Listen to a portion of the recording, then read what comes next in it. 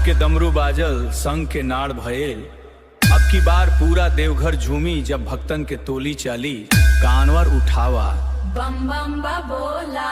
चलीन सजना, शिव के भक्ति में लीन हो जाएं। बोल बम हर हर महादेव। सावन के महीना बरसेला बदरिया, तोहर बिना लागे सुना डगरिया। केसरिया पहान के चल संग हो, बाबा के नगरी में भरा रंग हो। गंगा जल भर के कानवार सजाए, भोले बाबा के जलवा चढ़ाए। तोहरे संगे हर राह आसान, बाबा के नाम से मिलेला समान। बोल बम गुंजे चारों धाम, चल देवा घर लेके भोले के नाम।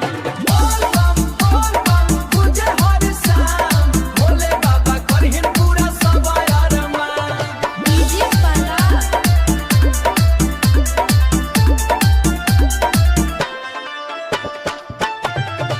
डमरू बाजे गूंजे शिव के जाए कार। मनवा मांगे बस तोहार प्यार।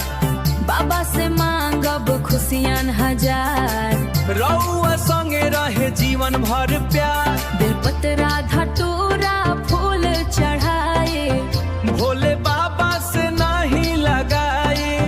तोहरे संगे हर जन्म बिताए। शिव गौरवा जैसन जोड़ी बनाए। बोल बम गुंजे चारों धाम, चल देवा घर लेके भोले के नाम। बोल बम गुंजे हर शाम, भोले बाबा करहिन पूरा सब अरमान। डीजे पाला